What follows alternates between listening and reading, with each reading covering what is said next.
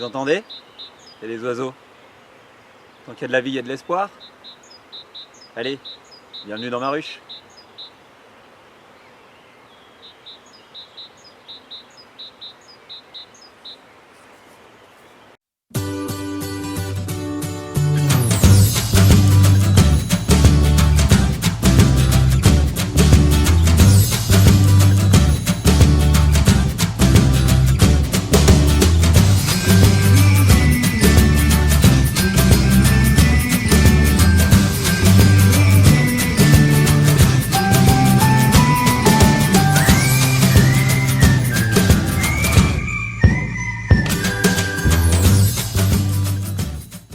Alors aujourd'hui on va faire des essaims, comme vous voyez le bazar derrière moi.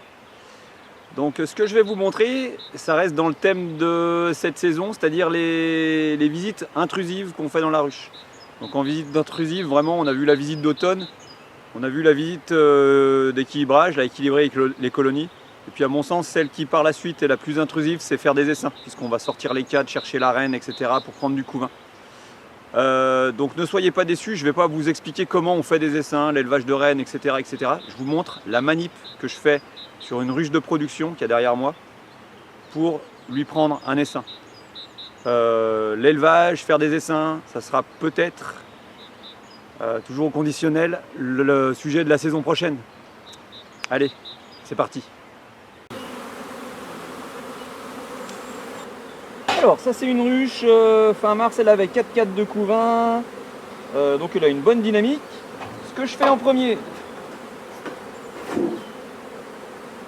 je regarde la hausse, s'il y a du monde. C'est peuplé ici, une bonne population, mais bon c'est pas excessif, hein, c'est pas rempli, donc on va voir si on lui enlève un ou deux cadres de couvain, un cadre de couvain avec que des abeilles, on va voir. Donc j'enlève la hausse.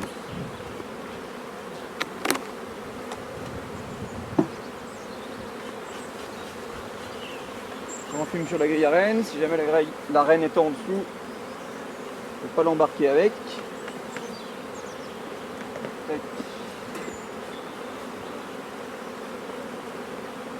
J'enfume tout le monde, j'enlève la partition, donc on est bien d'accord.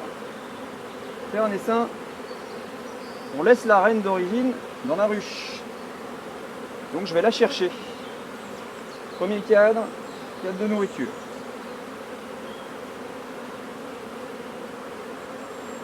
Je regarde quand même, ça brille bien, ça rentre du pissenlit là, hein, c'est chouette.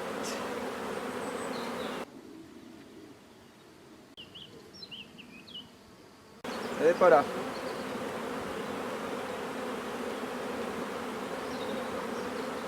Le cadre à mâle qui a été mis il y a 9 jours. Donc c'est une bonne indication le cadre à mâle sur la dynamique de la colonie. Donc là il est super bien bâti et il y a des belles larves, il y a des larves déjà bien grosses, donc la dynamique a été bonne pendant les 10 derniers jours. Il y a même du couvain d'ouvrière en haut sur la partie gaufrée en cire d'ouvrière. Je cherche ma reine, généralement le matin, c'est ce que j'ai remarqué, elle est souvent sur le cadre à mâle. C'est pas le cas aujourd'hui, je le mets de côté. Moi je le mets de côté parce que je vais décaler toute ma ruche de ce côté là. Et je veux que mon cadre à mâle soit côté partition, donc il va se retrouver là à la fin. Parce que le prochain coup que je viendrai, le cadre à mâle je vais le découper. Premier cadre, couvain.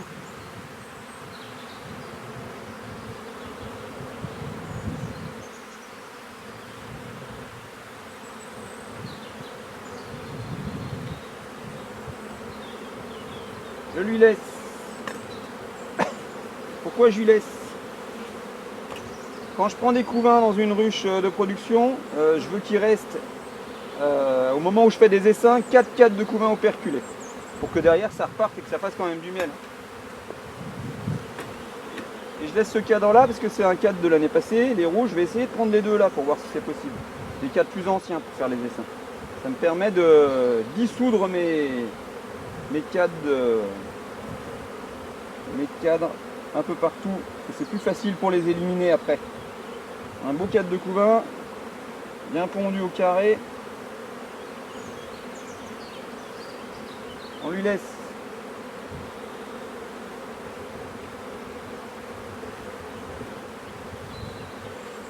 suivant.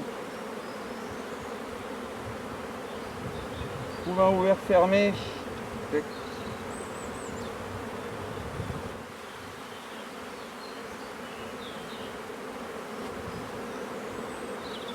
Il laisse.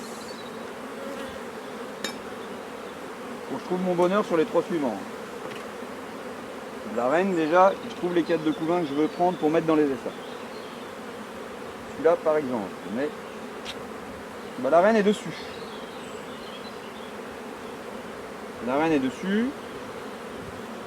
Ça c'est pas un bon cadre de couvain pour mettre dans des essaims. C'était du couvain naissant dernièrement, elle est en train de pondre dedans, donc on va lui laisser. J'ai la reine qui est dessus, je vais lui mettre côté. Peut-être devoir reprendre par là hein, si ça se trouve.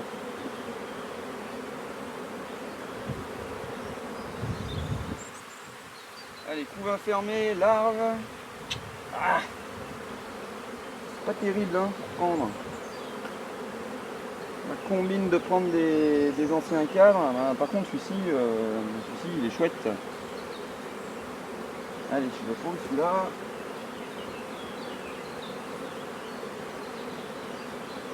Et je vais quand même prendre celui-là. Ouais, il y a des larves, il y a du couvain fermé.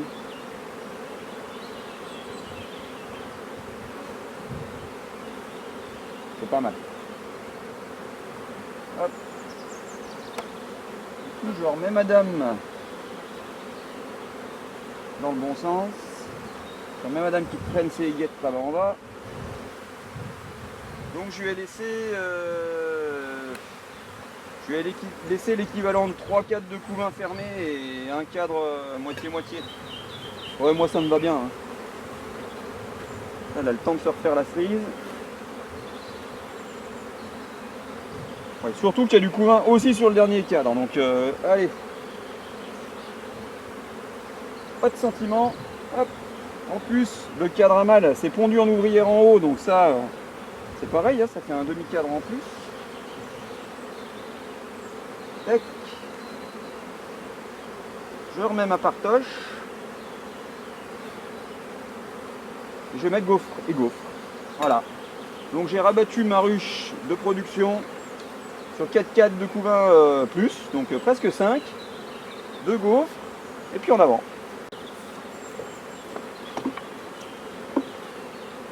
Hop, une petite gaufre là. Là il reste, allez, je dirais 4-5 jours maximum de floraison de pissenlit bien plein pot. Ils annoncent super beau, donc ça et ça, dans 4 jours si je reviens, c'est bâti pondu et puis la ruche elle va repartir. Hein. Voilà.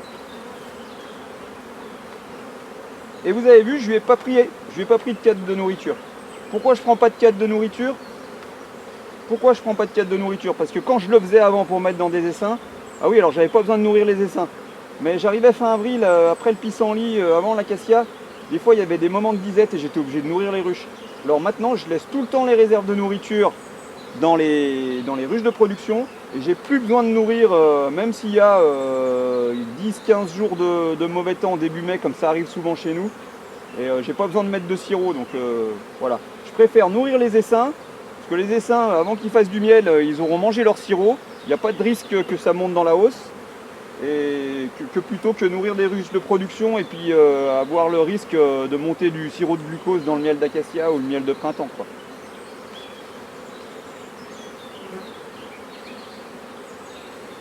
Hop, tac. Et on referme. Et donc toujours comme d'hab, je marque ce que je lui ai pris. Je lui ai pris 2 cadres de couvain. Du coup elle est rabattue sur 4 cadres de couvain plus. Et puis voilà, ça roule. Et normalement, en agissant comme ça, on jugule quand même pas mal l'essaimage.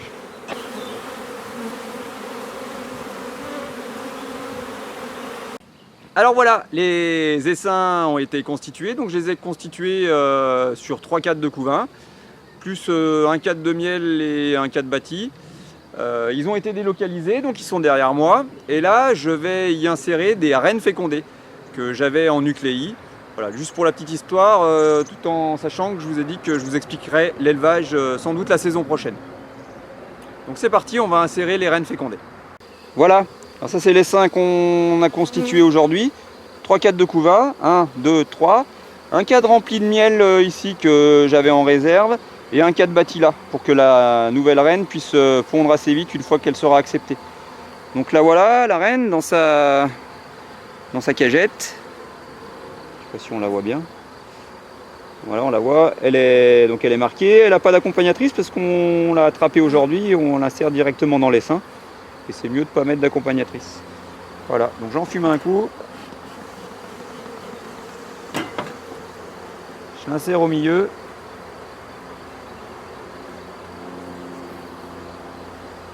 Les abeilles vont grignoter le candy qu'il y a au bout, libérer la reine. Et voilà, donc là j'y laisse tranquille pendant une dizaine de jours.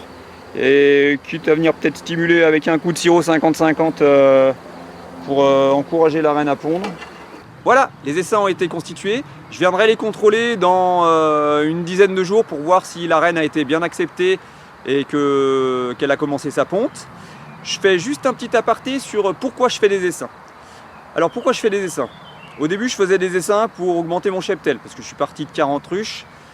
Pour augmenter et venir jusqu'à 300 ruches, il a fallu augmenter mon cheptel. Donc j'ai fait beaucoup d'essaims pour arriver où j'en suis aujourd'hui. Aujourd'hui, pourquoi je fais des essaims? Je fais des essaims pour combler mes pertes éventuelles. Et aussi, puisque je suis apiculteur professionnel, pour en vendre. Ça fait partie d'un des produits de l'apiculture. Il y a d'autres raisons pour lesquelles je fais des essaims. Je fais des essaims au printemps pour limiter l'essaimage. Sinon, dans ma région, vu que le printemps dépote vraiment très fort, fin avril, on a toutes les ruches dans les arbres. Donc pour limiter l'essaimage. Je le fais aussi au printemps pour infléchir la festation varroa, parce que comme on prend des couvains operculés, on enlève du varroa. C'est fini pour cette visite de constitution d'essaim. La prochaine visite qu'on verra, ça sera la découpe de couvain de mâle. Bon, j'ai déjà une vidéo là-dessus, vous pouvez la visionner. Je ne l'expliquerai pas aussi précisément. Donc ce sera une visite où on va couper le couvain de mâle et où on va contrôler l'essaimage, c'est-à-dire voir s'il y a des cellules royales et les casser. Voilà, allez, à plus dans ma ruche.